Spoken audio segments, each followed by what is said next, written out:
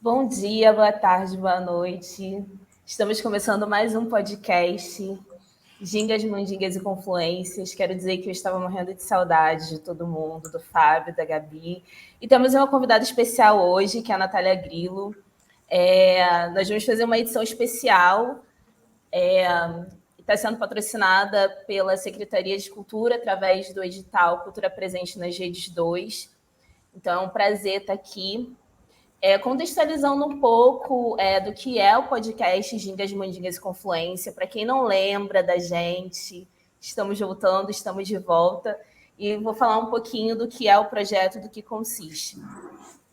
O podcast ele surgiu em maio de 2021 com a proposta de produzir reflexões críticas e afetivas sobre as artes e produções culturais das diásporas africanas e do continente.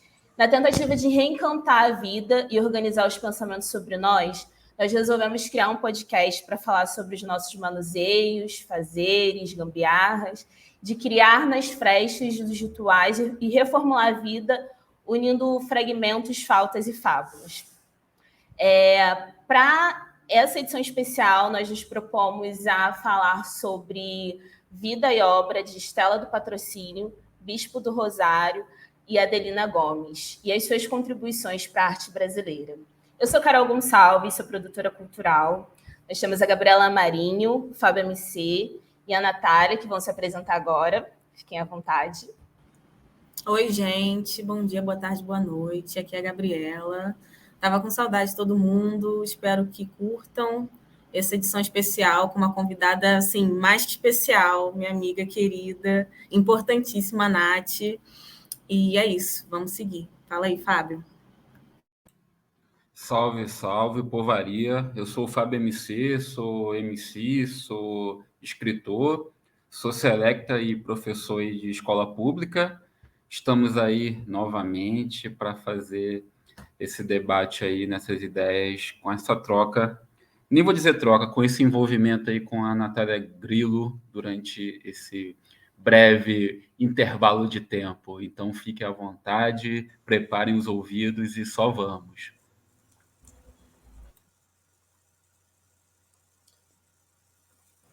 Boa noite, gente. Quero agradecer pelo convite, para mim é uma honra. Acompanho o movimento de vocês, são amigos queridos, então tem um gosto mais que especial estar aqui hoje, além da importância da gente ter esse tipo de conversa, né? Muito axé aí que a gente consiga direcionar bem esse papo. Gente, contextualizando também, Natália Grilo, ela investiga a imaginação radical negra há mais de 10 anos, tendo como fio condutor as sensibilidades africanas, e faz uso do surrealismo negro como linguagem e considera a estética do jazz sua religião. Agora, introduzindo um pouco o tema, né, falando um pouco sobre o que levou a gente a pensar sobre, querer debater sobre Estela do Patrocínio, Adelina Gomes e Bispo do Rosário, levando em consideração os atravessamentos que a diáspora forçada produz nas nossas subjetividades como artistas e produtores negros, e toda essa desumanização imposta pela colonialidade eurocêntrica, esse episódio ele vem para enfatizar que, apesar de todo o racismo estrutural sobre os nossos corpos, existe um legado, né, desses três artistas. E nós vamos partir dessa conversa enfatizando a saúde mental e as reflexões sobre comportamento, saúde pública e criação artística.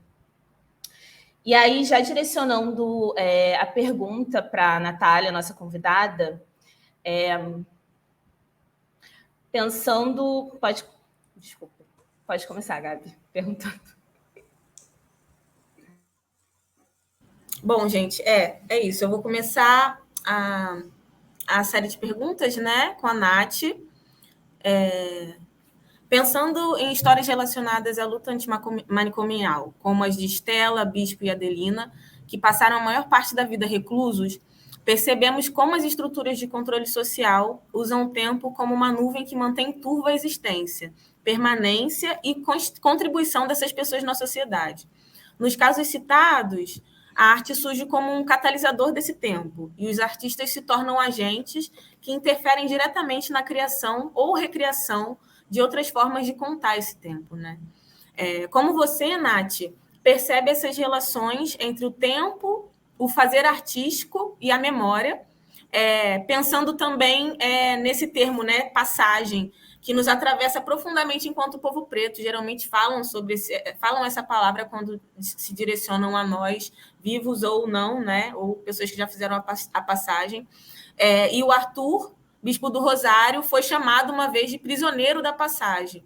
Então, a gente pode considerar o bispo prisioneiro ou condutor dessa passagem. Uhum. Enfim, uma responsabilidade muito grande falar sobre essas entidades, né?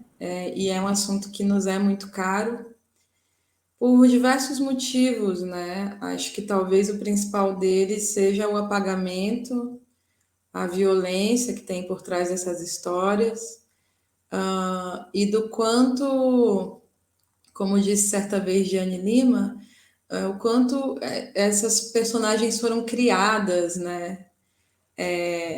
O quanto esses corpos se tornaram artistas depois de suas mortes, né? E que tudo isso parte de uma construção institucional, né? Que hoje se apropria, né, dessas histórias. Mais uma vez, como disse Diane, não só se apropria dessas histórias, mas também cria biografias negligentes, né? Então a gente também ainda tem muito que se aprofundar nas histórias dessas pessoas, de quem realmente foram, né? O que de fato atravessava seus fazeres artísticos. E nesse sentido, também fica para a gente um vazio do que significa arte de fato, né? Então, eu gosto muito do pensamento da Leda Maria Martins, quando ela diz que pensar, né, na verdade, aí ela está citando o Albert Murray. Ela fala que pensar a arte é pensar naquilo que se designa como arte em determinada cultura. Então, cada agrupamento humano vai ter um entendimento do que é arte, né? E que é uma pretensão muito grande nossa querer categorizar ou generalizar isso para o mundo inteiro, né? Então, talvez eu possa falar o que significa arte para mim, e aí talvez me basear nos meus estudos dentro das sensibilidades africanas, onde também cada etnia vai ter uma composição do que é arte, né? Mas existem alguns elementos que a gente chama de unidade cultural, né, dentro das tradições africanas, que são algumas parecências que essas etnias dividem. Então, a gente já de cara vai perceber que essa palavra propriamente dita, né, arte, em muitas etnias nem tem, assim, né, em muitas línguas, né, nem vai figurar essa palavra. Então, o entendimento de arte vai partir de um outro lugar. Geralmente está ligado ao cotidiano, né? A Leda Maria Martins fala muito sobre o quanto a ideia do que é belo para o Ocidente é uma ideia distanciada, quase que inalcançada, que em algum momento de muita inspiração e muita iluminação o artista vai atingir, mas que dentro das sensibilidades africanas isso está sendo trabalhado e retrabalhado dentro do cotidiano, né? Sendo que as produções materiais artísticas vão ser muitas vezes consideradas pelos museus, pelos curadores, pelos colecionadores como utilitária, né? O que teoricamente diminui o valor dessa obra de arte, apesar dessa produção material ter inspirado literalmente vários movimentos, como por exemplo o modernismo. Então são incongruências, né? A conta não fecha muito quando a gente parte desse viés. Mas eu penso, a partir dos meus estudos, que a arte ela é o resultado justamente da interação entre tempo e memória, porque ela é uma forma de manter viva a comunicação com outras forças, com as forças criativas, né? E esse é um desejo cotidiano dessas populações, tradicionalmente falando, né? Porque a África não parou no tempo, mas dentro de suas essências, ainda nos tempos imemoriais, né, vamos chamar assim, antes da colonização, fazer arte estava, na verdade, ligada a uma forma de existência. Hoje em dia a gente poderia chamar de lifestyle, né? Em que sentido eu estou falando isso? Porque alcançar o estado de arte dentro dessas sensibilidades é, na verdade, atingir uma frequência vibracional de comunicação direta com a ancestralidade, né? Mais uma vez, citando Leda Maria Martins, ela vai dizer que a estrutura do pensamento de tempo dentro das tradições africanas está diretamente ligada à estrutura da ancestralidade, de modo que imaginar o que é ser um ancestral é, na verdade, um ser, né, uma força que consegue transitar no espaço-tempo, entre o ontem, o hoje e o futuro. E a arte é o meio pelo qual essas forças criadoras escolheram interagir com a gente aqui nesse plano material, né? Então a gente vai ver que essa produção material artística africana vai estar representada em copos, pratos, porcelanas, na arquitetura, na vestimenta, na joalheria, nas pinturas corporais, nos penteados, nos instrumentos musicais, de modo que parece que o intuito primeiro dessas populações era de fato estar aptos a essa comunicação, né? Ser veículo dessa comunicação. Então, a arte tinha um propósito maior que não só o estético, ou pelo menos a noção de estética que a gente tem aqui no Ocidente, né? Mas ela tinha um propósito ainda de de ser um elemento civilizatório, né? Que vai constituir dentro do seu fazer o tempo, a memória, né? O proceder, né? Porque também estar apto para fazer arte sugere dentro dessas tradições uma série de limitações, dietas, preceitos, modos de existências, né? Que vão te botar ali num estágio iniciático e ideal para que você consiga manter um diálogo com essas forças criativas. Talvez o que eu esteja falando seja algo muito abstrato, são coisas que eu ainda tenho muito que refletir também, porque acho que a gente vai levar a vida inteira para chegar nessa totalidade, ou talvez nunca vai chegar, né?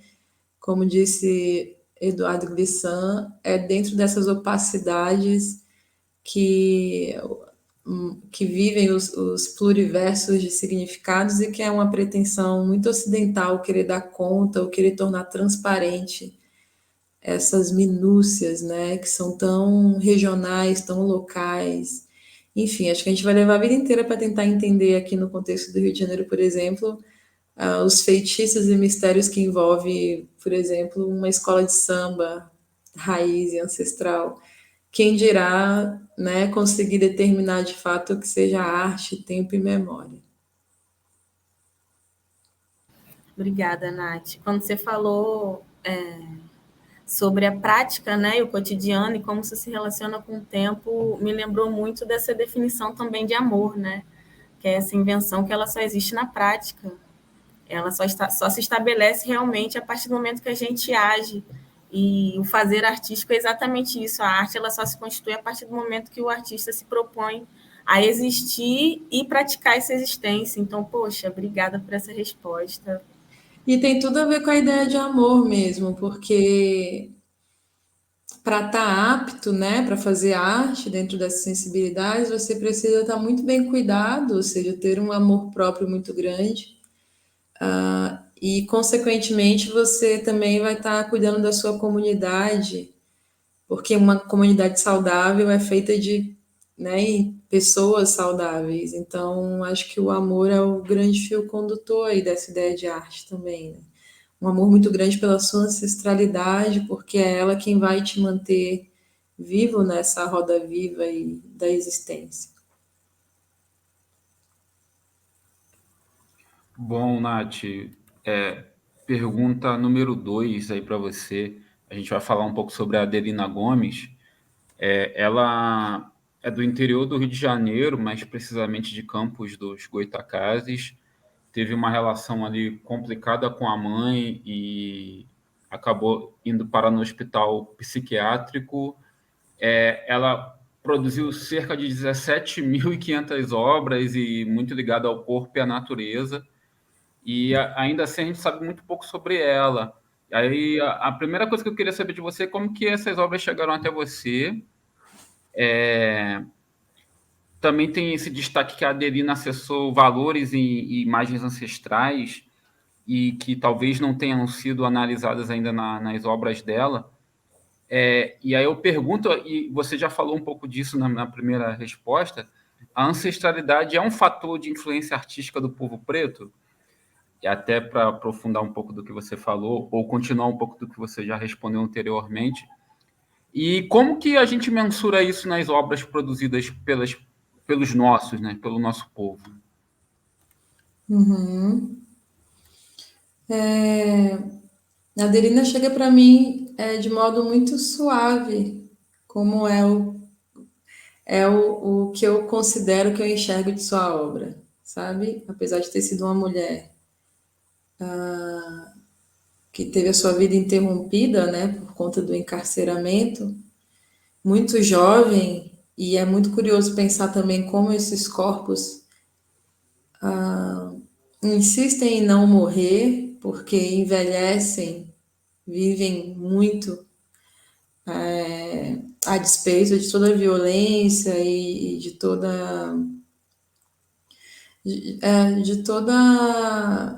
a apropriação que é feita, né, sobre suas obras, sobre seus corpos. E ativos, né, Nath? E ativos, o que prova que realmente deixaram muito nítido que se recusavam a morrer.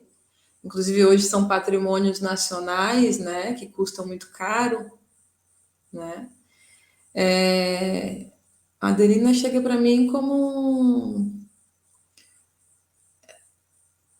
uma suavidade que eu enxergo muito nos escritos do Cruz e Souza. E isso é curioso dizer, porque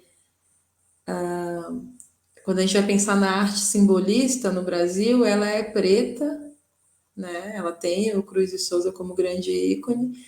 E para mim, na minha leitura, eu não estou aqui partindo de nenhuma leitura curatorial, institucional, então, né, podem ter pessoas que discordam da minha leitura, que também não é nenhuma leitura técnica, e eu tenho orgulho de falar isso, inclusive. Enxergo toda a produção artística de Adelina como uma forma muito simbólica de contar a sua própria história. Então, a gente vai ver o feminino muito presente, né, a figura materna muito presente e o masculino também muito presente. Eu gosto muito também de como ela trabalha a natureza, né, e de como existem elementos profundamente africanos dentro de sua produção artística, desde as esculturas, que algumas pessoas vão falar que invocam o período neolítico, mas que na verdade eu gosto de pensar muito nas artes pretas, por mais realistas que sejam, como artes subjetivas, como artes conceituais. E acho que essa é uma herança, esse é um legado que a gente precisa ostentar mesmo, sabe? É muito nosso. Não temos a pretensão, em nossa essência, em nossas origens artísticas, de representar o mundo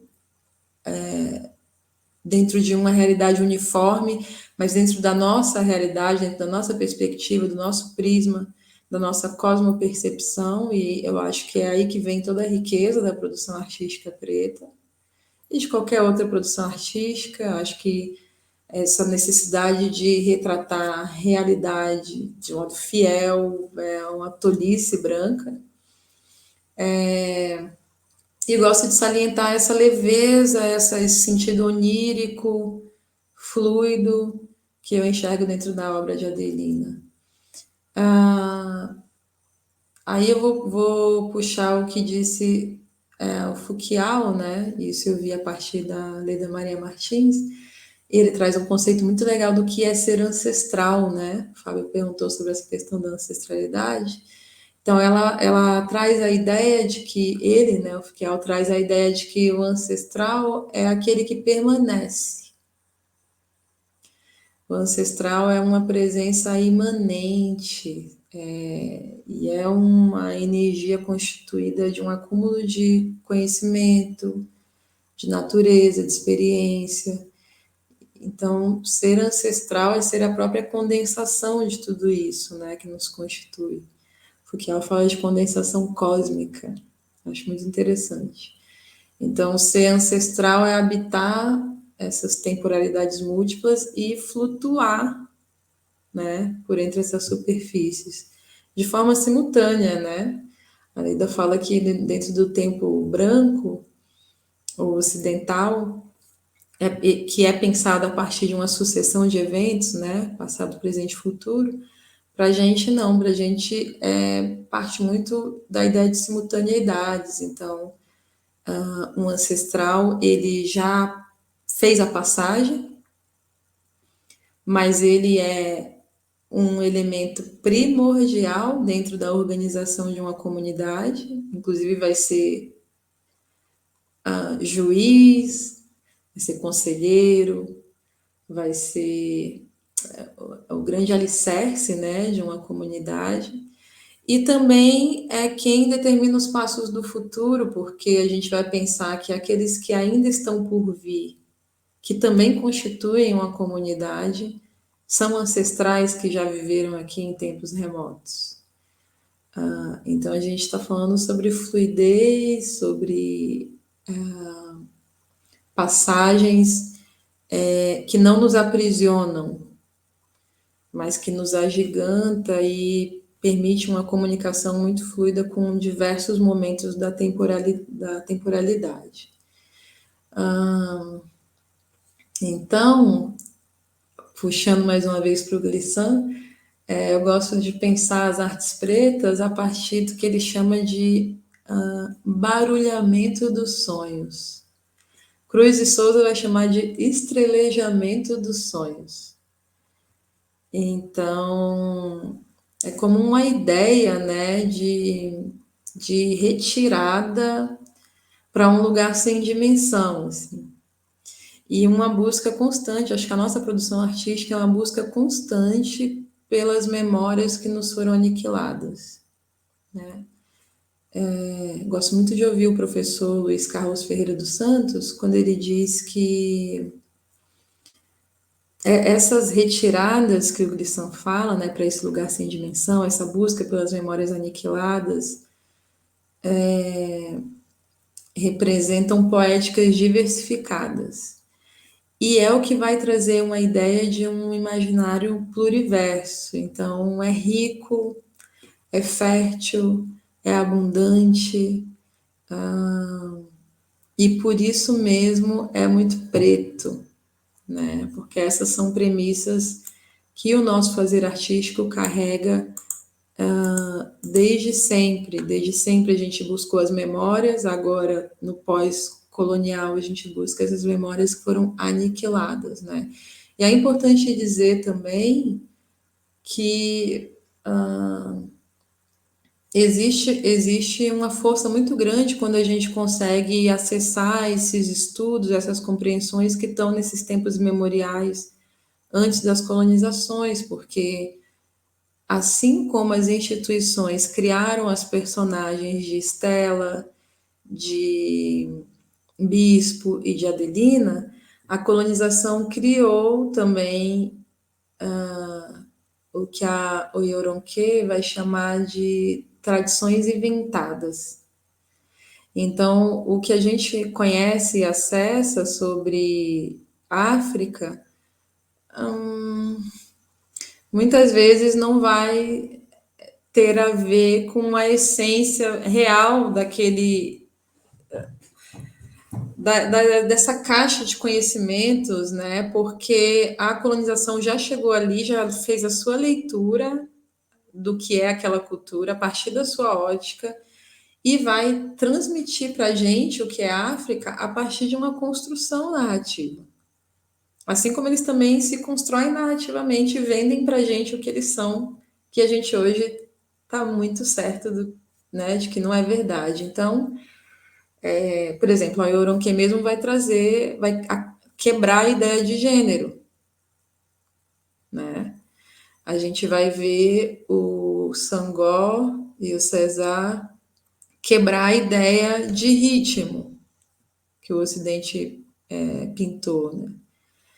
E assim a gente vai destruindo essas falsas tradições, essas tradições inventadas.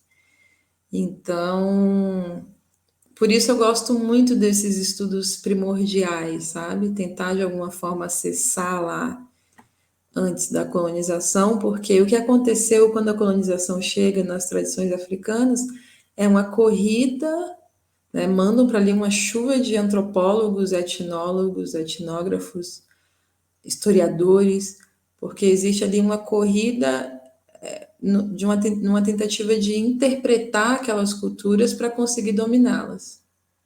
E para também vender outras narrativas a partir de suas histórias. Então a gente tem um caminho longo e eu acho que eu faço um paralelo com relação à história dessas 3 personagens que a gente está falando hoje, porque é um micro de um macro mesmo. É muito parecido. Não sei se respondi tudo do que você falou. Só para registrar, interessante você estar falando sobre o autor. Amo, Tanto sou que devota. é um livro que eu peguei essa semana para começar a dar uma aprofundada. Enfim. Não, é incrível, é denso, merece um grupo de estudo, assim, porque é um mergulho, eu amo. Antes de passar para a Carol, só uma questão aí sobre a Adélia e a obra dela. Então, a Adélia ela sofreu 2 tipos de aprisionamento, né? Tem esse aprisionamento do hospital psiquiátrico, mas existe um aprisionamento sobre o que é a obra dela, né? A obra dela ainda está aprisionada nos conceitos, né? Ela ainda não Acho que consegue. dos 3, né? De Bispo e de Estela também. Uhum. Tem umas falas muito bacanas da Diane Lima sobre as histórias em torno do falatório da Estela, e de como essas figuras, como você diz, têm suas obras aprisionadas, né, detidas ali por essas instituições e suas narrativas criadas também, sabe? É muito curioso isso também, porque eu fui convidada alguns anos atrás para falar no relançamento do livro, né, que transcreve aí o falatório da Estela, que chama Reino dos Bichos e dos Animais é o meu nome. Tem o envolvimento da Viviane Mosé e de uma galera aí. E eu fui, quando eu cheguei lá, quem ia falar também era a Jaciana Melquiades. Éramos 2 mulheres pretas. Achei interessante. E aí, à noite, a gente causou um burburinho. Foi numa livraria famosa aqui do Rio, a gente causou um burburinho porque a gente foi chamada para falar nessa noite. E aí a gente falou, na nossa primeira fala, a gente abriu a boca e foi assim: Estela do Patrocínio não é uma poeta. Isso daqui não é poesia. Isso é o que a instituição vende, né? Isso daqui é um relato sobre a violência que o corpo dessa mulher sofreu ao longo dos anos, né? E a Diane fala a mesma coisa, assim, sobre o quanto houve uma romantização da loucura, né? Que na verdade o que a Estela está falando é sobre um adoecimento institucional e que a sua fala demonstra uma total consciência diante da situação que ela estava vivendo. Nossa, a livraria foi abaixo, sabe? Acabamos com a noite de lançamento. A galera da poesia quis matar a gente, discordaram. Todo mundo. Tipo, vocês chegaram, ó, não vai ter mais sarau. O negócio é outra parada. Foi um burburinho, é muito curioso porque não foi combinado. Foi a gente se encontrou ali uns minutos antes e conversamos e é incrível como para a gente que é preto, no caso ali mulheres, bateu a mesma identificação de, cara, isso daqui é muito violento, sabe? Isso que ela tá falando aqui é muito violento, né? Então tem um pedaço que ela fala assim: "Ah, você tá me comendo tanto com os olhos que eu não tenho mais de onde tirar forças", sabe? Ou algo do tipo assim. Tem várias outras coisas, né? Tem relatos de violência sexual, tem relatos de violência física, tem relatos de violência médica. Uhum. São muitas coisas ali. E, enfim, como a branquitude teima em romantizar a loucura, em transformar isso num produto, né? E que, na verdade, fala-se de um falatório, como cita Diane Lima, de uma mulher que a gente, na verdade, nunca parou para escutar de verdade. Quando você falou sobre essa coisa do falatório, né? Me lembrou da Adelina também, né? Porque é uma quantidade absurda de obras produzidas e que também, né, na minha interpretação, também diz respeito a um falatório, né? Há uma demanda urgente de coisas a serem ditas e a serem expressadas. E é isso, Sim. essa quantidade de produções diz sobre isso, fala sobre isso, né? Como diz Diane, é a materialização da expressão da violência. E o quanto essas pessoas conseguiram, apesar de tudo, acessar essas forças criativas, né? E se permitir ser cavalos, né? Dessas forças, permitir deixar essa comunicação passar e ter essa produção tão prolífica, né? Essa produção tão grande, assim, Bispo, poxa, ele também criou muito, né? Não à toa agora, né? O museu do Juliano Moreira chama, né? Bispo do Rosário, né? Valiosíssimo, né? O manto dele, poxa, é um ícone da arte brasileira, né? Não da arte afro-brasileira, da arte brasileira no geral mesmo, né? Então tem muitas coisas assim também, como essas instituições não nos permitem também acessar as histórias verdadeiras desses corpos, né? O quanto a gente tem que ficar juntando caquinho por caquinho para tentar encontrar ali fazer disso um mosaico que faça sentido, quem foram essas pessoas. E o quanto ficam ali no lugar, né? A Diane traz esse paralelo com o texto da Saidiya Hartman sobre a Vênus, né? Que ela foi conhecida como a Vênus Negra. Como entra nesse lugar de exposição, de quase um zoológico humano. De objeto de estudo mesmo, de análise, né? Exatamente.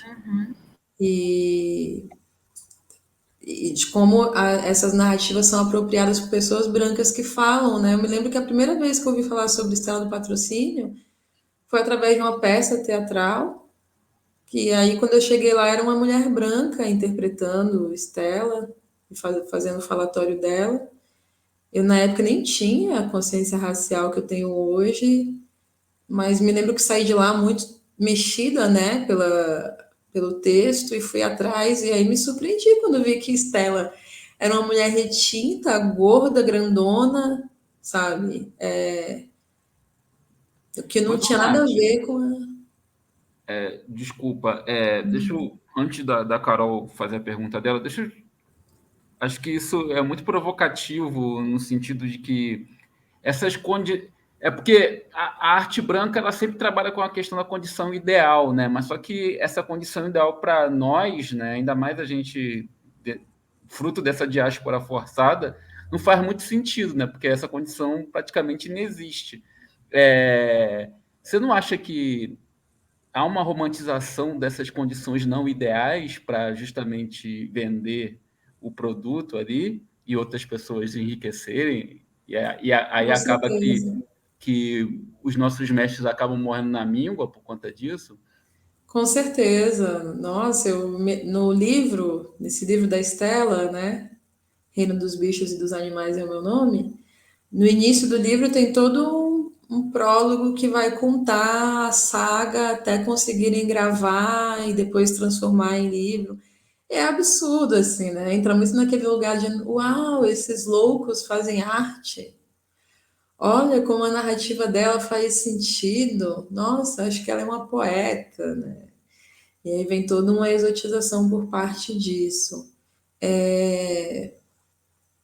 E também de como fica a ideia também, fica no ar a ideia também, e essa é uma fala muito para mim, sabe, também, porque durante muito tempo comprei muito esse discurso da colonialidade, de que para a gente que tem a pele melanizada, as criações elas vão partir da dor, do sofrimento, né, da violência,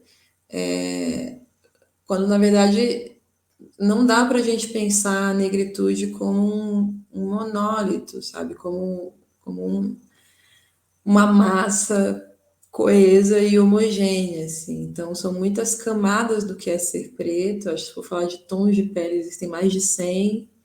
Se a gente for falar em tom de realidades de vida, existem trilhões, assim.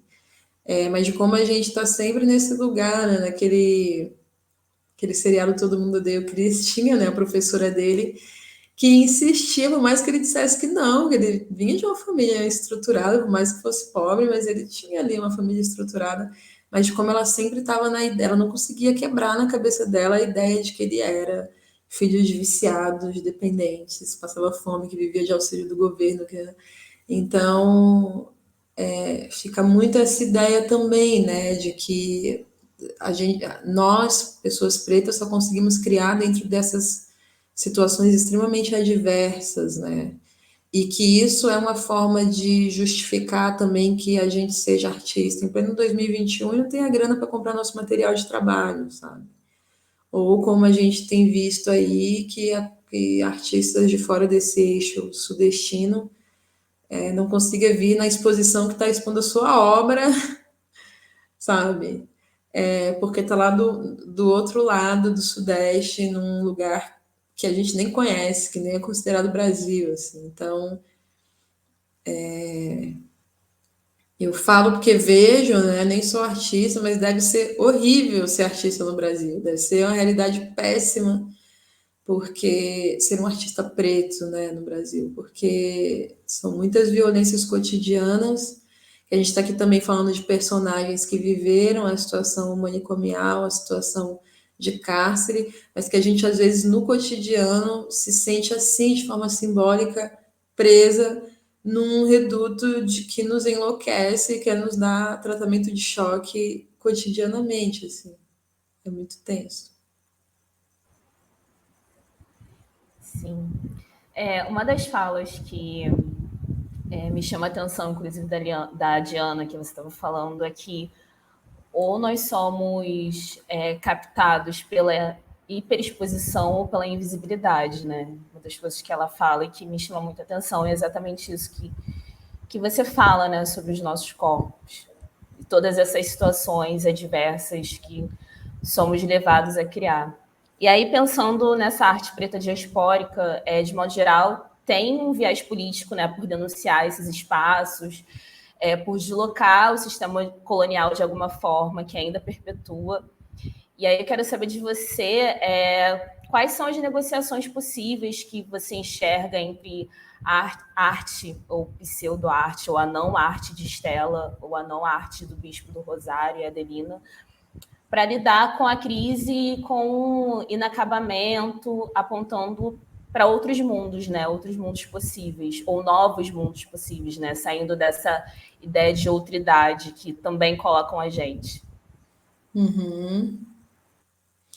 É bem complicado para as forças coloniais e capitais lidar com a gente, né? Porque é isso, a gente insiste em não morrer e a gente faz isso criando arte e criando uma arte cheia de significado e cheia de potência, né?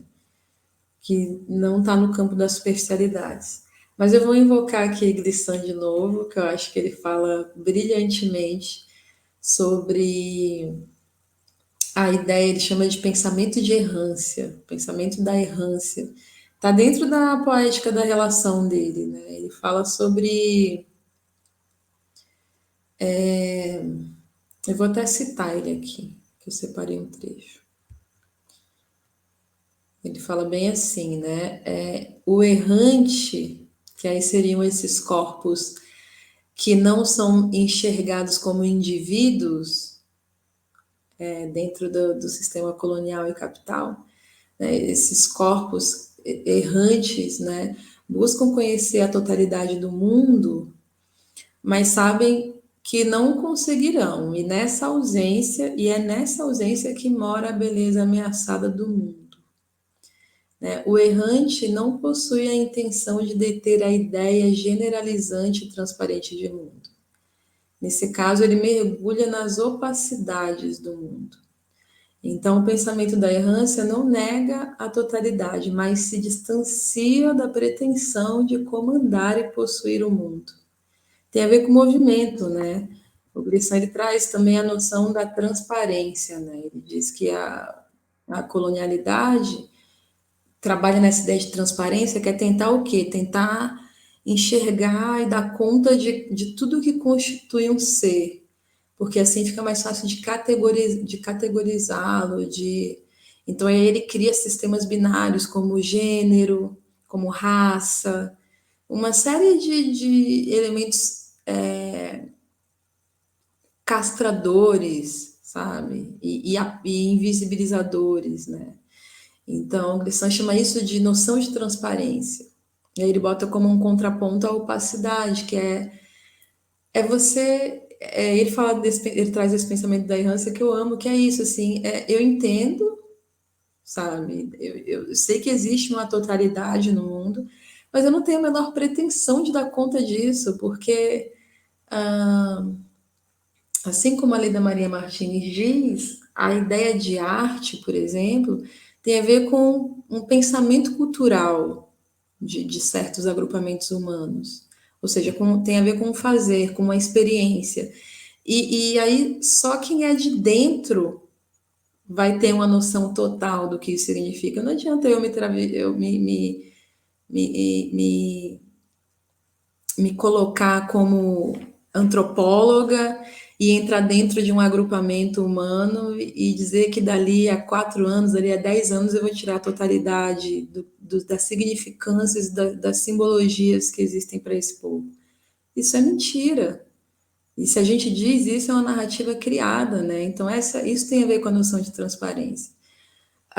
Então, o Glissant, ele diz assim, né, que essa noção de transparência, ela destrói o que é diverso, ela destrói o que é taciturno, o que é opaco, que é o que nos constitui, né? Então é um absurdo a gente achar que vai decodificar toda uma cultura a qual a gente não pertence, e isso é ótimo, sabe?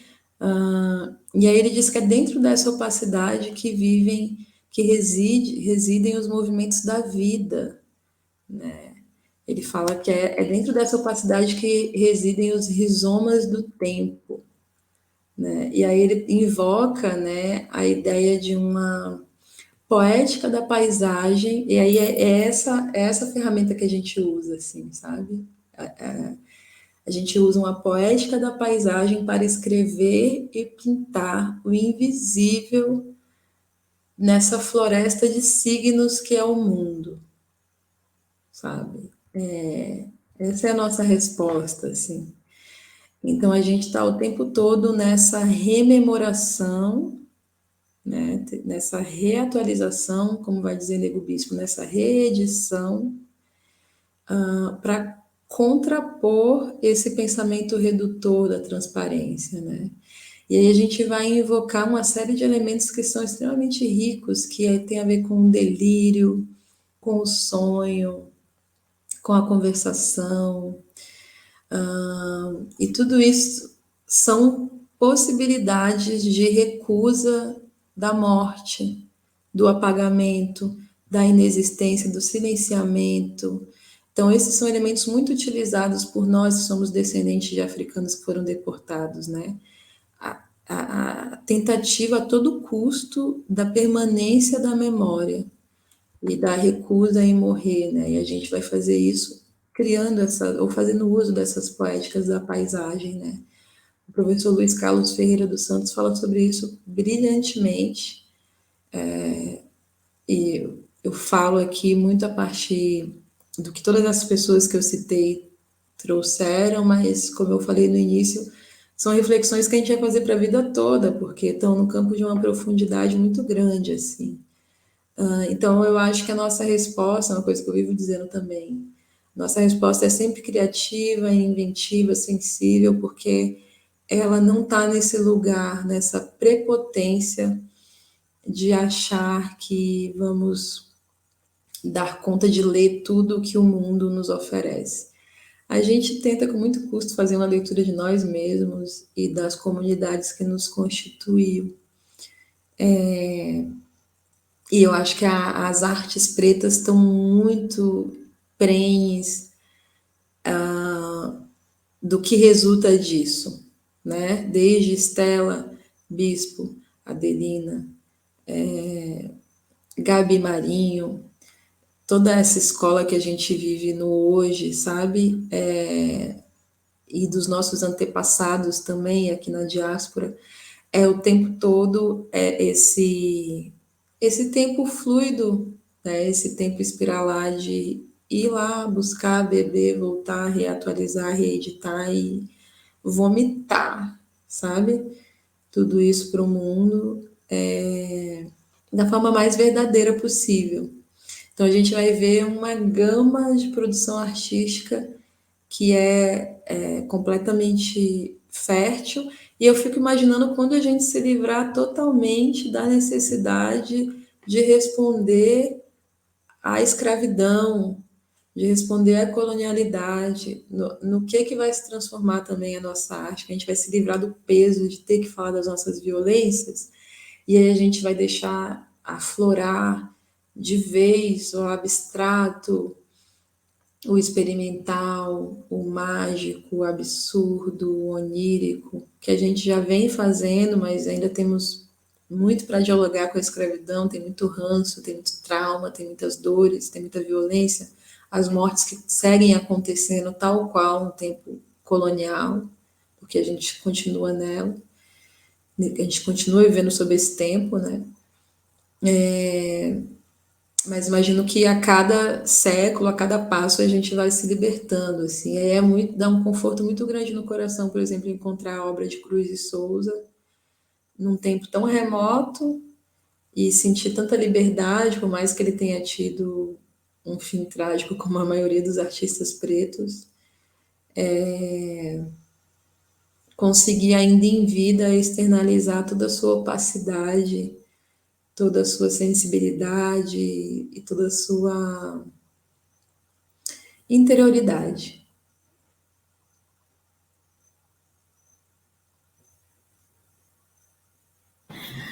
Nath, muito obrigada por essa resposta. Eu acho que a gente pode entrar para a música agora, né? E refletir. Inclusive, pode até ser um instrumental, né, Fábio? Por favor. Um lambuja agrário aí. Mentira! Ouvir, refletir sobre tudo que foi falado até agora. E mais tarde a gente volta com o segundo bloco.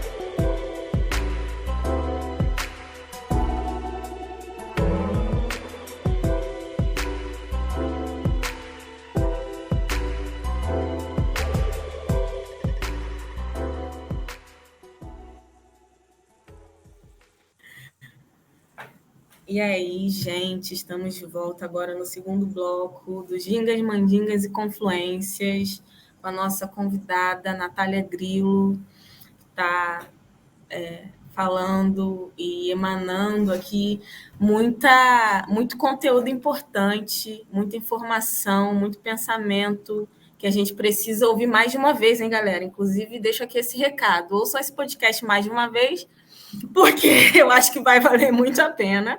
E a gente volta agora com o segundo bloco com uma próxima pergunta. Então, Natália, Adelina, Estela e Bispo do Rosário foram artistas institucionalizados pela branquitude. A Adelina foi uma das mulheres que contribuiu para as pesquisas da doutora Nise.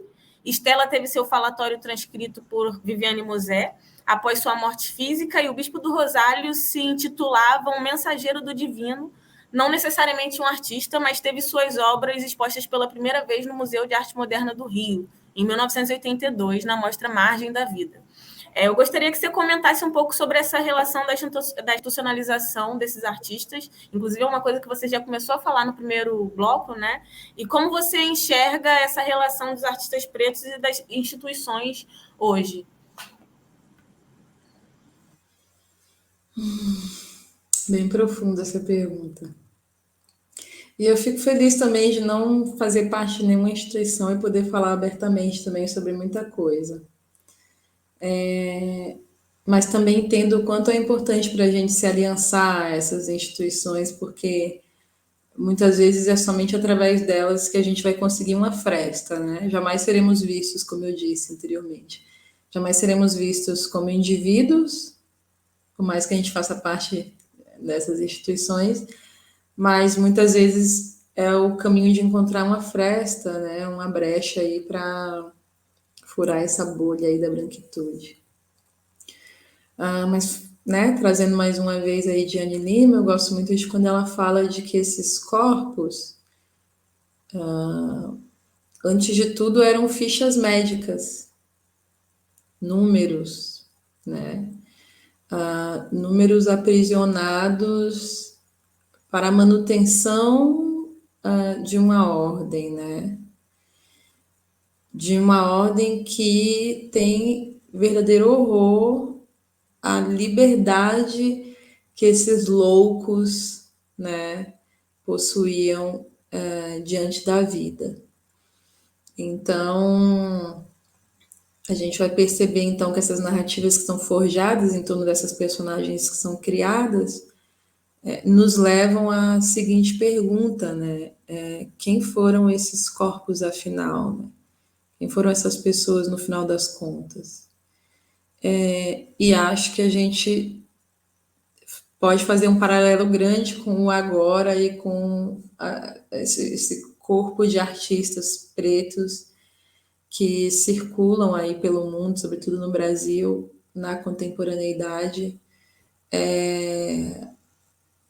ainda somos muito aprisionados às narrativas brancas, né?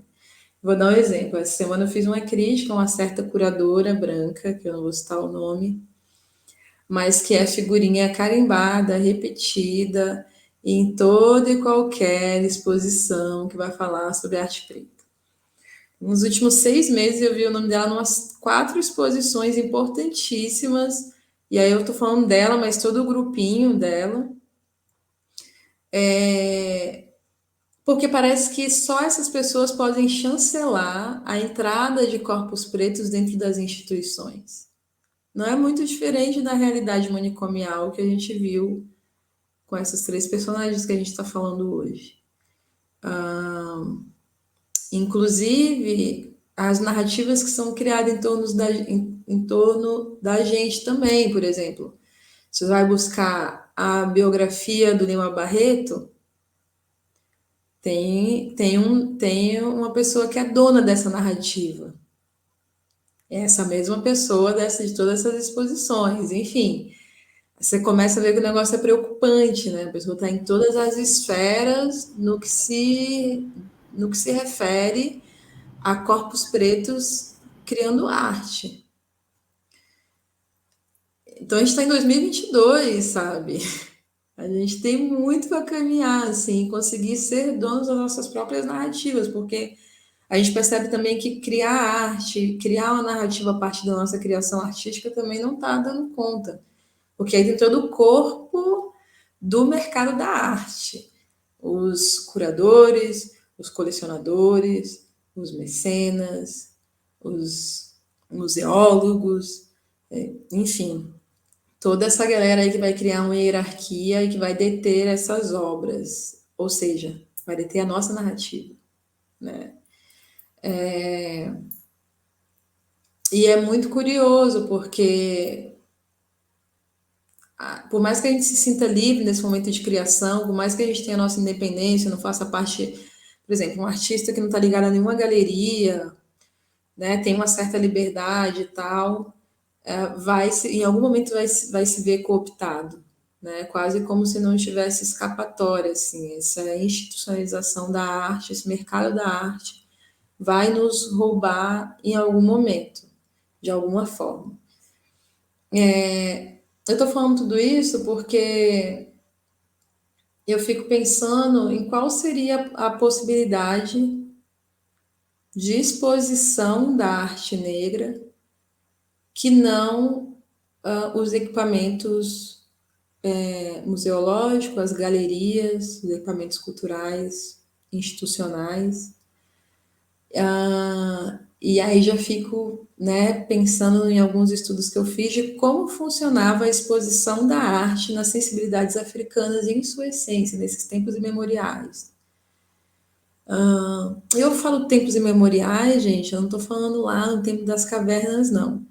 É que eu não gosto de usar o termo, eu não gosto de usar a colonização como um balizador de tempo. Então, eu não gosto de falar pré-colonial e pós-colonial. Então, eu gosto de falar de tempos imemoriais no que a gente, dentro das escolas, chamaria de pré-colonial, sabe? Nem é tão antigo, gente. Estou falando de século XVIII, falando de século XVII, falando da galera de materiais, de obras artísticas que ainda estão vivas, circulando aí nos museus e na mão dos colecionadores. Então, eu preferi chamar de tempos imemoriais, talvez tenha um nome melhor, né? E aí, o que acontece depois da colonização, a gente pode chamar de... Vamos chamar até de um nome ocidental, a gente pode chamar de moderno ou contemporâneo. Mas, enfim, não vamos usar a colonização como medidor de tempo, pelo amor das deusas. Então, dentro desses estudos, eu fui entendendo que em alguns agrupamentos, em algumas etnias, e isso eu vi com a professora Nayara Paula, que eu achei incrível, que a exposição da arte em algumas sensibilidades africanas se dá a partir do movimento, se dá a partir da performance.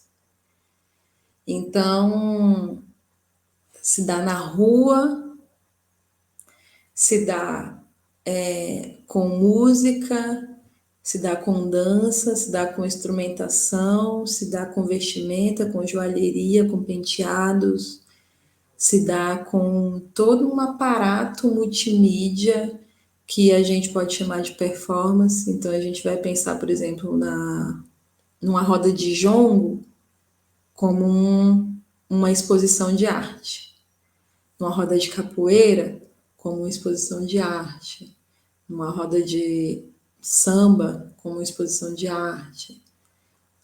Entra num outro lugar, sabe?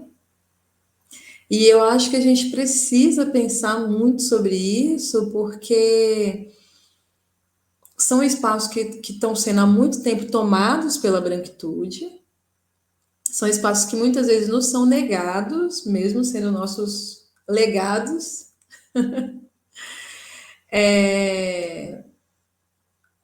E que muitas vezes a gente bota num campo distante, remoto, uma roda de jongo, porque é lá, naquele tempo, né? Não, sabe? No aqui e agora eu acompanhei um pouquinho da dificuldade que teve a Casa do Jongo, lá em Madureira.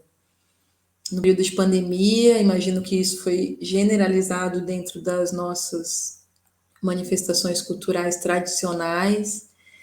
E aí cito novamente Nego Bispo para falar de reedições, como que a gente reedita isso dentro das nossas práticas artísticas e como que a gente consegue, de alguma forma, se desvencilhar do museu. Eu não estou sendo nenhuma anarquista aqui querendo dizer, gente, rompa com os museus. Inclusive, eu escrevo alguns textos curatoriais, inclusive algumas pessoas me chamam para fazer algumas atividades lá. Sou cria dos equipamentos culturais e dos museus. Todo o meu fazer nasce de ser educadora e mediadora dentro desses espaços. Não estou sendo, não estou convocando vocês para ir contra isso. O que eu estou falando é que a gente pode pensar em simultaneidades, em fazenças paralelas e procurar uma forma de expor a nossa arte de modo popular para os nossos. Se a gente precisa vender obra de arte e figurar no mercado da arte, não tem nenhum problema a gente fazer parte de uma galeria, estar num museu, estar sob a curadoria de fulana de tal. Isso daí não tem nenhum problema. Mas eu acho que a gente precisa também pensar na manutenção e continuidade das nossas práticas e, mais do que isso, no resgate. Então, se a exposição da arte era feita em movimento, de forma performática, e aqui também eu estou convidando vocês também a pensar a ideia de performance para além do que o mercado de arte branca diz que é performance. Isso é fundamental, tá? Isso, desculpa te interromper, Nath, mas isso na favela é postura, né? Proceder. Isso é proceder. Então, tem muita coisa aí para a gente pensar em torno disso, sabe? Eu fiquei fritando quando eu vi a professora Nayara Paula falando sobre isso, falando que a exposição de arte na sensibilidade iorubá se dava dessa forma. Nossa, minha cabeça explodiu nesse dia, tive febre, porque eu fiquei pensando, caramba, sabe? Quando a gente... Eu me lembrei também, outro dia, eu até fiz uma postagem sobre isso, né? Eu estava vendo o lançamento, como foi o lançamento daquele disco Mico de Circo do Luiz Melodia, que eu amo esse disco.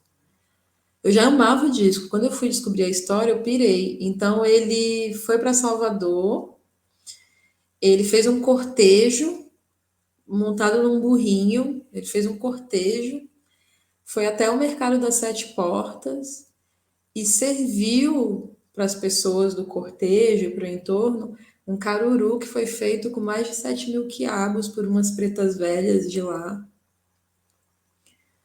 E ele disse, pronto, esse aqui é o lançamento do meu disco. E eu tô fazendo isso porque os lançamentos de discos são muito caretas e a gente precisa ultrapassar isso. É nesse lugar que eu tô botando as coisas, sabe? É sobre essa performance que eu tô falando. Sobre essa popularidade que a gente precisa reeditar e resgatar. Ah, eu preciso lançar minha arte assim, em cima de um burrinho? Não, mas nós precisamos encontrar formas de resgatar para a gente também as formas de exibição da nossa produção artística, para que a gente também não morra nesse mar de frustração que é ter o único viés de exposição da nossa arte a partir dos museus e das galerias, porque senão a gente vai ter que pagar muito terapia, sabe?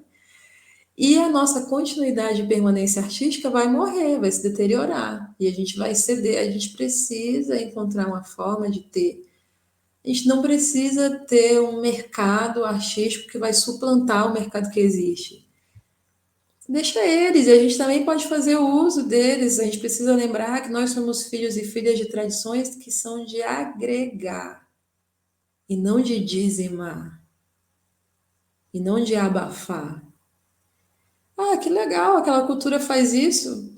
É legal, a gente dá para agregar isso, assim. Legal. Dá para agregar ainda sendo a gente, ou reeditando o que é ser a gente, porque cultura é isso, né? Ela está o tempo todo sendo reeditada a cada geração.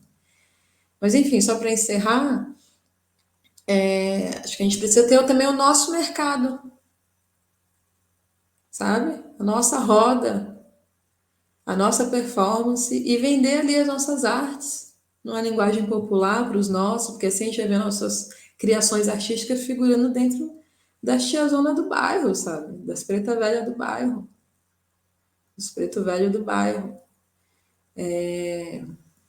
E também trazer para a molecadinha do bairro a ideia de que sim, somos artistas. Entende? Isso não é algo inalcançável, eu não sou um em 1 milhão que foi eleito para figurar lá no campo da branquitude.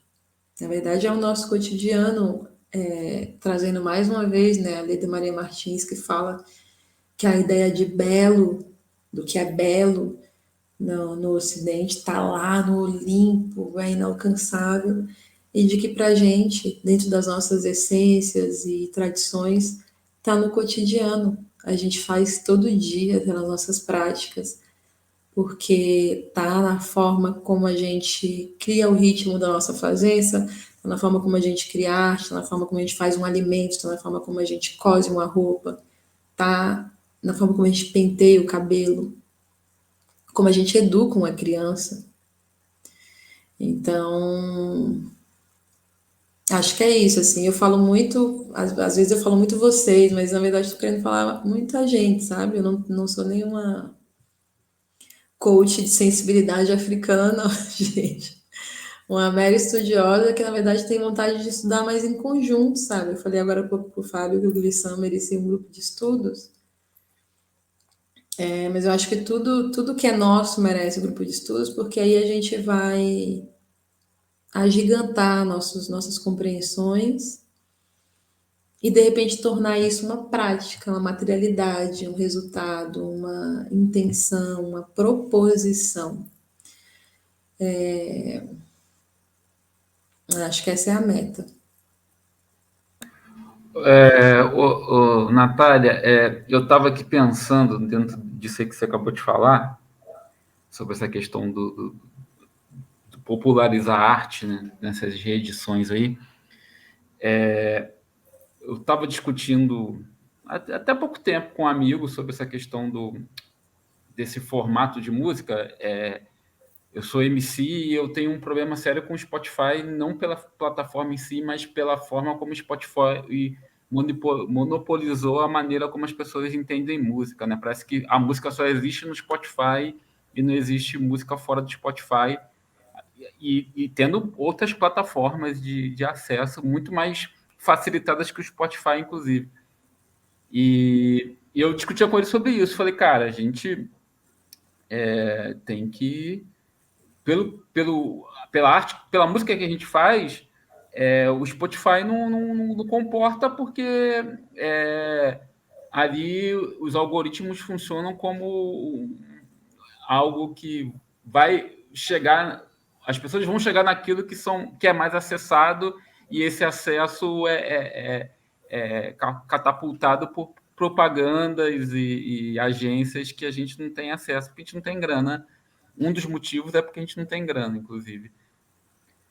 E eu fiquei pensando muito no que você estava falando aí, eu fiquei pensando sobre essa questão, né, de a gente, artista preto, ou nós que gostamos da arte preta, ou nós que estudamos a arte preta, até que ponto a gente não cai nessas próprias armadilhas do cânone e acaba esquecendo um monte de gente aí que a gente só lembra, sei lá, 20, 30 anos depois? É bem difícil para a gente, né? Porque a gente geralmente, vem de uma escassez, e muitas vezes também o que a gente considera um preto ou uma preta de uma condição mais favorecida, não chega nem perto do que seja uma condição favorecida de uma pessoa branca, então às vezes a pessoa é classe média, mas pra gente que é mais fodida, tipo, oh, muito rico, né? Mas enfim, geralmente a gente vem de uma escassez, aí no momento que o mercado da arte nos abraça, é muito difícil não atender a demanda que o mercado nos dá. E é nesse momento, como diz o Denzel Washington, que o diabo vem com um contrato na mão e que a gente fica ali do tipo, porra, e aí, né? Eu particularmente estou muito nesse momento, assim, sabe? Do meu trabalho ter um pouco mais de visibilidade e de aparecer um monte de urubus brancos querendo cooptar a minha narrativa, querendo cooptar a minha fazença. E a grana é boa, a visibilidade é boa. Porra, já passei fome, sabe? Então, como que a gente. É muito complicado para a gente equilibrar isso. Mais uma vez mostra que o corpo preto não tem paz, nem quando vai ter visibilidade, porque a gente vai ficar nessa de atender a demanda da branquitude do mercado, toma todo o nosso tempo, eu não vou ter tempo de fazer a missão que eu tenho que fazer. Mas também não ceder a ela vai me manter num estado de escassez. Como equilibrar isso é o grande X da questão. Como ir lá, colher só o que eu preciso e retornar rapidinho para não me desvirtuar o caminho, né? Eu acho que eu abro uns 1000 jogos de Fá com babá, perguntando assim: e aí, eu já posso largar tudo e ficar cuidando da minha terra? Juro para vocês, é foda. A E resposta. uma coisa que eu refleti sobre essa coisa do contrato, né, é que quase que nos obrigam a viver um tempo que é esse tempo pré-estabelecido, né, porque a gente não consegue pensar a longo prazo, né, por conta da É o tempo escassez e do da necessidade. mercado, é. Exatamente. Então, E a isso. gente vem de uma escassez, então a gente pensa assim também, poxa, talvez agora seja a minha crista da onda, Uhum. sabe? Eu posso amanhã já não estar mais na moda. E aí, sabe? Quantos nãos eu vou dizer? Pô, eu vou dizer não para tal marca? É foda. Sim. Outra Então, coisa que, desculpa te interromper, mas eu imagina. só queria trazer isso, porque puxa esse gancho também das institucionalizações e de como a gente pensa essas estruturas de estudo e esses grupos de estudo que você trouxe assim, e aí eu penso nas escolas, né, que é uma coisa que é muito pouco falada entre nós artistas e fazedores pretos assim da cultura e tal, e que são grupos de estudo. Eu considero e atuo pensando nisso. De que a partir do momento que eu decido estar nesses lugares, eu estou num grupo de compartilhamento, de troca e de prática também. E que não é necessariamente um lugar que é aquele imaginário que é um resquício da academia, né? Que é aquele grupo de pessoas de Ah, idades parecidas discutindo sobre assuntos específicos. aquele grupo de estudo bem, né? É bem complicado. Acho que na verdade a gente não tem paz nunca. Porque a gente precisa ter essa consciência para poder também saber agir, sabe? Entender também como ter a ginga, a malemolência, a mandinga certa para saber fazer o jogo até onde é possível, mas entender também o momento em que a gente vai ser totalmente cooptado e não vai ter volta. E aí é muito perigoso. Mas eu já ouvi relatos, né? Outro dia eu estive com um artista preto aí que está no auge e ele me criticou, né? Porque ele falou, porra, eu quero ter um apartamento de 15 milhões na orla, sabe? E aí, você vai me julgar? E aí é muito complicado, porque a gente tá falando de um homem preto, saca? Que vem de uma caminhada que só a gente sabe bem o que significa. Então, muitas vezes, quando o mercado abre os braços pra gente, e acho que é uma inocência a gente achar também que o mercado abriu os braços pra gente, pura e simplesmente porque a gente é muito especial, mas acho que tem muito mais a ver com a cooptação mesmo, com a apropriação mesmo do nosso fazer artístico, porque é isso, né? O capital é um grande monstro que vai engolindo tudo que, tudo que tem substância e profundidade, que é para vomitar isso de forma esvaziada, né? Produtizada, publicizada. Acho que a crítica que o Fábio faz ao Spotify é porque o Spotify marca um momento em que a música deixa de ser. É claro que isso já vinha acontecendo há muito tempo, é a cereja de um bolo, mas que o momento culminante onde a música deixa de ser uma criação artística e passa a ser uma criação publicitária, né? artistas fazem dinheiro, né? Como disse o poeta. Então muito tênue essa linha assim de saber jogar o jogo. Há que ter muita sabedoria, saber botar o corpo lá, mas voltar, saber colher o que a gente precisa para levar para nossa comunidade, para o nosso bem-estar, porque também é muita hipocrisia não dizer que essa grana e essa visibilidade não faz bem, não apazigua os ânimos. Porra, hoje tô conseguindo pagar uma terapia. Isso é um luxo, sabe? Mas em compensação, em algum momento eu vou estar aí fazendo uma publi com uma marca que não tem muito a ver com a minha caminhada. E aí? Sabe? Fazer uma publi não tem muito a ver com a minha caminhada. Sabe? Enfim, estou falando tudo isso assim, né, para encerrar essa fala, de que não tem muito julgamento em torno das nossas fazências. Né? Não estamos aqui para ficar julgando quem é cooptado, quem não é, quem quer isso. É muito foda ser um corpo preto no mundo, sabe?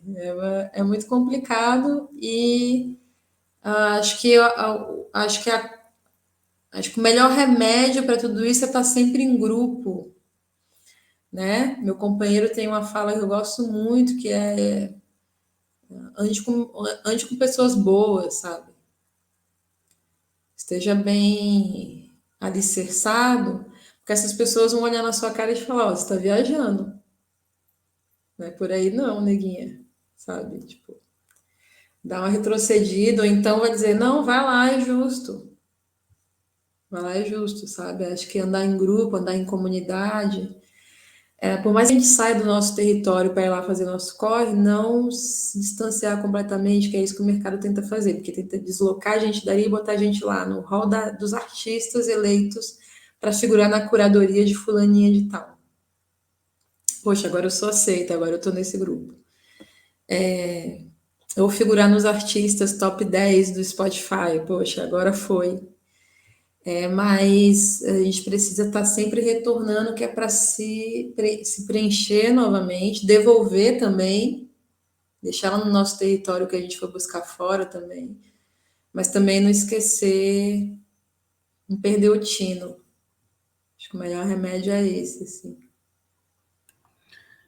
Bom, antes de perguntar, só um pequeno relato sobre Spotify. Eu sempre eu sou resistente ao Spotify, mas tem algumas músicas minhas lá. O último trabalho que eu lancei, eu tentei colocar no Spotify e o Spotify recusou por conta da capa, porque tem uma série de colagens lá na capa e ele disse que a capa do meu disco não era uma capa original. E, enfim, aí dane-se o Spotify, vou divulgar outras plataformas mesmo e acabou, né? Enfim, só para entender a minha crítica ao Spotify em si, e que bom que tem artistas pretos que estão batendo aí no top 10. Eu também não. Hoje eu tenho essa visão de que o que eu vou criticar de um corpo preto, né? Um corpo preto artista, né? Qual é a minha autoridade de criticá-lo? Eu acho que tá todo mundo no prejuízo, por mais Todo top mundo. 10 que seja, por mais número 1 no hall das artes, a gente sabe na hora de botar a cabeça no travesseiro. Tá todo mundo no prejuízo.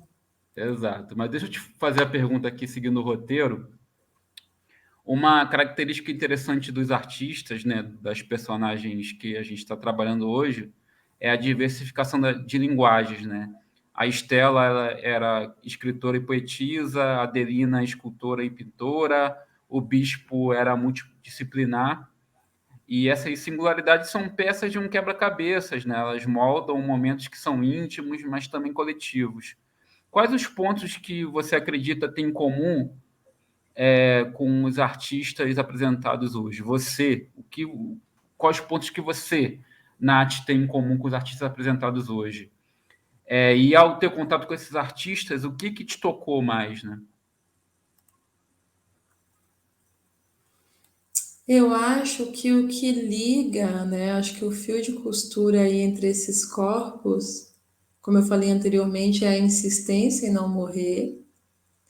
E aí, quando a Leda fala e o Foucault fala que o ancestral é aquele que permanece, eu acho que eles cumpriram muito bem esse papel, né? Permanecem. E acho que o que me toca nessas produções artísticas é a liberdade total, mesmo diante do encarceramento e da violência. Acho que são artes frutas de uma liberdade que não se deu no campo material, mas se deu no campo abstrato, se deu no campo do pensamento, no campo da reflexão, no campo da consciência de si mesmo, sabe?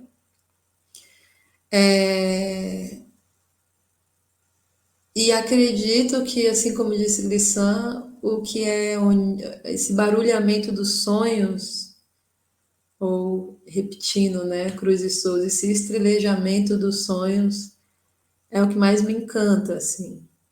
Isso que por vezes é absurdo, que por vezes é taciturno. Eu não sei se é porque também eu sou escorpiana, mas eu gosto muito dessas funduras, disso que a gente pega lá no mais íntimo da gente e consegue transpor. E é tudo muito bonito, né? Quando a gente vê Estela indo lá na essência primordial da criação, lá no que as tradições sulabamanas chamam de vazio vivo, quando ela diz que é ar, gás, né? Que viveu há milhões de anos, é muito poderoso, né? É muito poderosa essa percepção da consciência que ela tinha de sua antiguidade, né? De tudo que ela representava ali. E o bispo, quando tece um manto para ascender, né? Quando tece um manto para sua ascensão, para sua sublimação, sabe? Essa ideia de que realmente essa ideia de passagem não tem a ver com Foucault, não tem a ver com a loucura e com o aprisionamento, mas tem a ver com a transcendência, com a permanência, né? Com aquilo que vai perdurar mesmo. E quando a gente vê toda a leveza e a fluidez e a delicadeza, né, dos traços de Adeline, a gente percebe o quanto a sua verve é adorável, o quanto ela é passível de doçura, por mais que isso, né, tenha sido roubado e destruído ao longo dos anos em que ela passou morta, como diz Diane Lima, né, uma vida-morte dentro desses espaços. Eu acho que tudo isso me toca bastante e eu me reconheço também, porque venho de uma vivência muito difícil. Deveria estar numa instituição manicomial nesse momento, ainda bem que não me perceberam, passei batida. Quem me conhece sabe que eu sou uma pessoa estranha,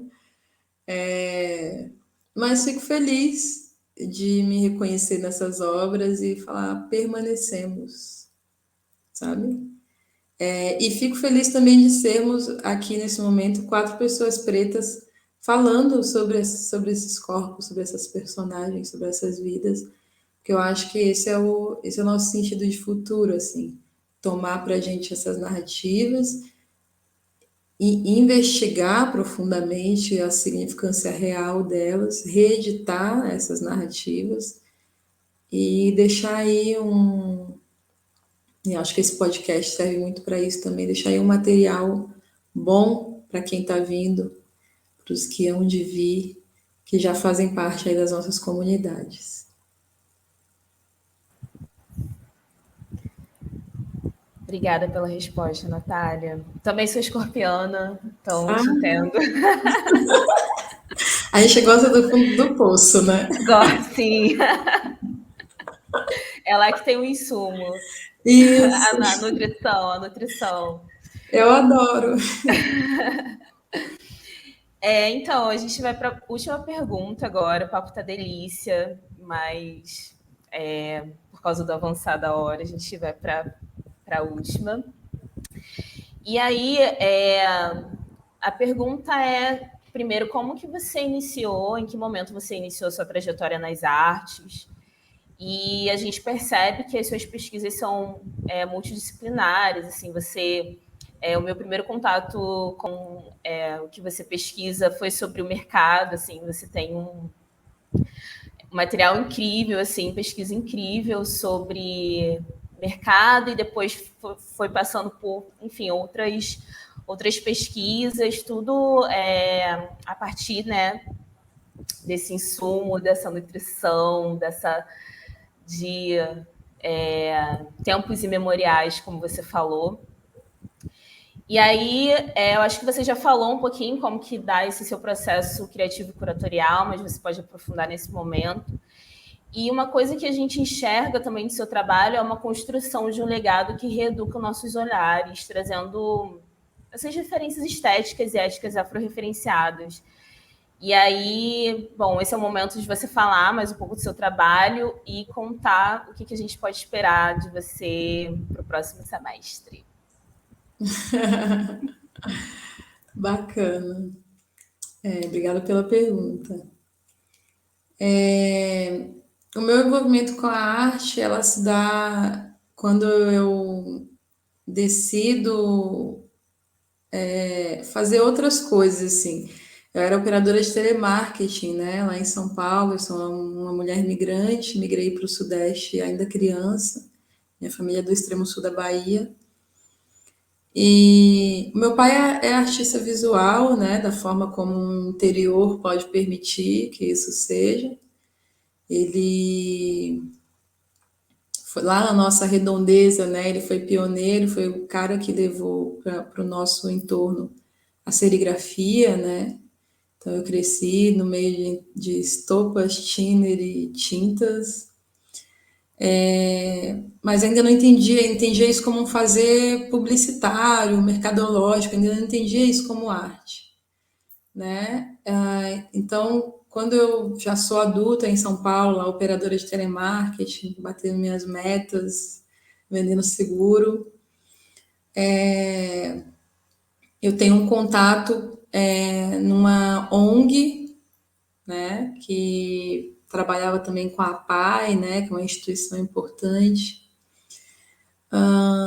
E aí eu vou ali trabalhar com essa ONG, fazer um trabalho X, que acho que tinha até a ver com administrativo, né? Não tinha muito a ver com produção artística, mas ali eu conheço o trabalho social, né? Ou o terceiro setor, como a galera costuma chamar, e eu me encanto. A partir disso, eu começo a entender que o telemarketing não me serve muito bem e eu vou buscar formas de ir por um outro caminho, assim. E aí eu chego num edital que abria lá em São Paulo para jovens que tinham interesse em adentrar um espaço cultural, né? Aí eu me tornei uma jovem monitora, que é um ofício que tem lá para a juventude em São Paulo, para trabalhar dentro de instituições culturais, equipamentos culturais, como aprendiz, né? E aí eu vou para o Centro Cultural da Juventude, o famoso CCJ, que fica no extremo norte de São Paulo, é uma periferia incrível. E a partir desse momento, meu contato com a arte, com a cultura, se dá sempre em regiões periféricas, né? Eu também sou uma mulher, não só migrante, mas periférica. Lá em São Paulo, eu era da região de Carapicuíba, Zona Oeste, ZO.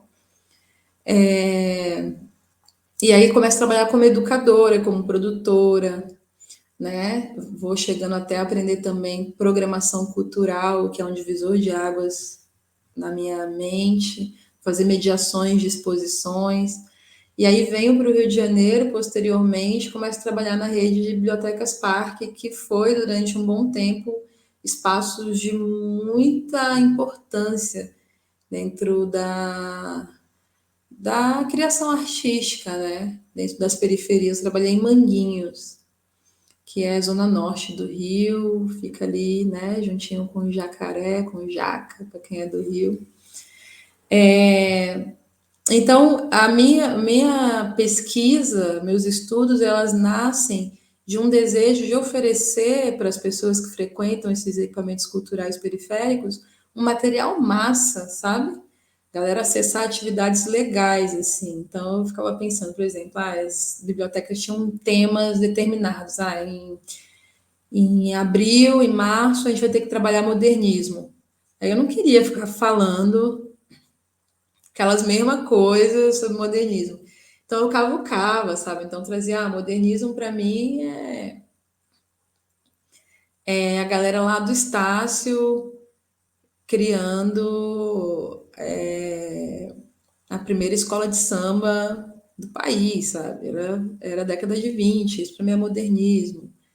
Enfim, né, essas cavucações, essas escavações foram me dando um arsenal poderosíssimo. De modo que em algum momento eu não tenho paciência mais nem para essas instituições, porque, pelo amor da criação, assim, sabe? É complicado, né? Eu comecei a perceber que o problema dessas instituições não era falta de grana, rolava muita grana. O problema era que, por exemplo, uma biblioteca em Manguinhos e a gestão era lá do Jardim Botânico. Não ia rolar nunca, sabe? Não ia rolar mesmo. Então, eu rompo, né? Faço um rompimento com essas instituições e decido, a partir de então, fazer as minhas atividades de forma autônoma, sabe? E aí, no início, ninguém liga para isso. Eu fazia atividades, ia, sei lá, uma pessoa, era super desanimador, sabe? Porque você perde a força de estar ali respaldado por uma instituição, né? Era muito desanimador, faltava muita grana, tinha que ficar fazendo coisas, fazendo outros tipos de trabalho que eu não queria. Mas com o tempo eu fui ganhando minha credibilidade, as pessoas foram entendendo. Comecei a ter uma pesquisa muito forte aqui no Rio com os mercados, como a Carol trouxe. E aí foi muito bom, porque aí eu comecei a estudar os mercados de várias regiões do continente africano. E isso foi me trazendo uma ideia de que cada mercado tinha uma estética, de que cada região tinha uma forma de se comunicar, tinha uma forma de se organizar, de se vestir, de se pentear, de se adornar. E aí eu fui querendo entrar nisso, sabe? Então eu fui começando a entrar nessas investigações. Aí comecei a criar oficinas de construção de coroas africanas para as crianças, para tentar trazer um outro imaginário que não essa coroa europeia, que é o único modo que a gente conhece. Outras ideias de realeza, outras ideias de penteado, outras ideias de música, de várias outras coisas assim. E meu estudo também se dá muito em torno da tradição oral, que é o grande fio condutor da transmissão de saber nas sensibilidades africanas, mesmo diante da escrita, porque a escrita nasce da tradição oral. Então, é isso, é um caminhar de muita investigação, de muita inquietação, muita curiosidade, muitos desejos por funduras mesmo, sabe? E agora eu estou num momento bem legal, que é entender. Antes eu ficava um pouco perdida, assim. Eu falava, caraca, eu pesquiso música, eu pesquiso estética, eu pesquiso mercado, eu pesquiso empreendedorismo, eu pesquiso... Caraca, minha cabeça explodia, assim, porque também o mercado exige que a gente se especialize em alguma área. Mas eu gosto de tudo isso me contempla. E aí, mais ou menos há uns 2 anos, foi no início da pandemia que comecei esse estudo, eu descobri uma escola de pensamento norte-americana que estuda já há algumas décadas, não é algo novo, o que eles conceituaram como Black Radical Imagination, ou imaginação radical negra. E eu me encantei, porque esse conceitinho abarcou tudo que eu gosto. Então, eu descobri que, na verdade, eu gosto de estudar a imaginação negra. Tudo que a imaginação negra está criando, já criou e cria, eu gosto de estudar. E isso não me limita, isso me dá uma paz, sabe? Que bom, eu posso continuar criando minhas playlists e posso continuar sendo consultora de estéticas africanas sem o menor problema, e também falar sobre empreendedorismo negro, nada vai me limitar, sabe? E aí é importante dizer que esse conceito foi bom para me dar essa libertação, mas que também ele só nomeou algo que eu já fazia há muito tempo, que a gente faz há muito tempo, que os conceitos são legais para nomear as coisas, mas que não necessariamente quando esses conceitos são criados é que as coisas passam a existir. Muitas vezes elas já existiram há muito tempo. Então, dentro desse entendimento, eu venho há 2 anos construindo junto com o meu companheiro, Adriano Cipriano, que é da área tecnológica, artística, criativa em torno da animação, do 3D.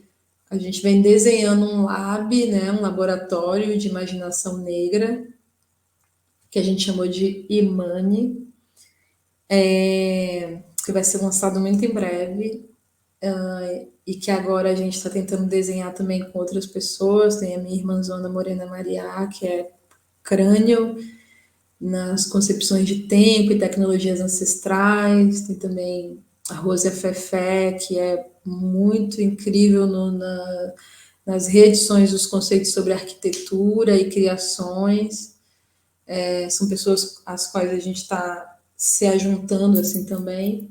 Então, em breve vai vir aí, possivelmente nesse próximo semestre, um laboratório que vai ser um espaço, uma tentativa, né, de um espaço da gente unir cabeças inovadoras pretas para a gente pensar planos de futuro, mas um futuro preto, essencial, que não tem a ver com daqui a 10 anos, mas daqui a 6 meses, sabe?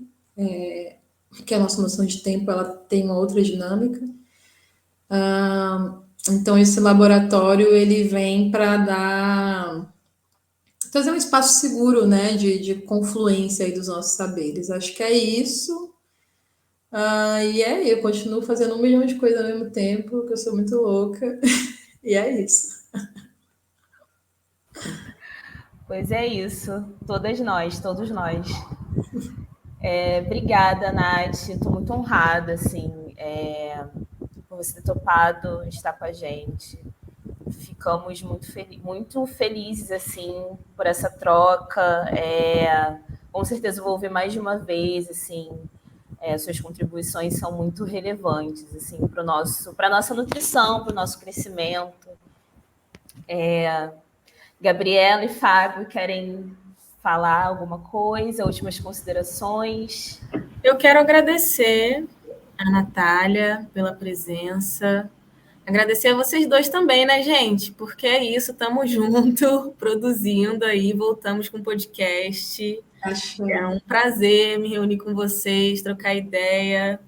A vida é corrida, mas quando a gente se reúne, a gente sempre consegue fazer um suco bom, né? Isso que importa. É isso. Obrigada, gente, por terem escutado até o fim. Então, acho que o meu agradecimento primeiro por estar fazendo esse podcast, né? Ter tido essa proposição de fazer esse podcast e de isso ter saído do papel, que não foi bem um papel, mas saiu de algum lugar. E também ouvir a Natália, né? Porque eu conheço a Natália de outros tempos. Então, é importante a gente acompanhar a trajetória dos nossos e perceber os nossos potentes e ativos e depois ter um tempo para parar e entender essa atividade, essa potência e apenas reverenciar e admirar, né? Então, acho que hoje para mim foi mais no sentido de reverenciá-la e admirá-la por conta de muita coisa que a gente já viu aí nessa estrada, nesse caminho caminhante, né? Pegando aí um pouco do Glissan. E é isso. Obrigado aí a todas e todos que ouviram o podcast e só vamos, né? Eu super agradeço, assim, para mim é uma honra. Acho que ainda é muito difícil a gente ver cabeças pretas se juntando para criar algo coletivamente. Então, para mim é muito especial estar aqui, né? Rever pessoas queridas.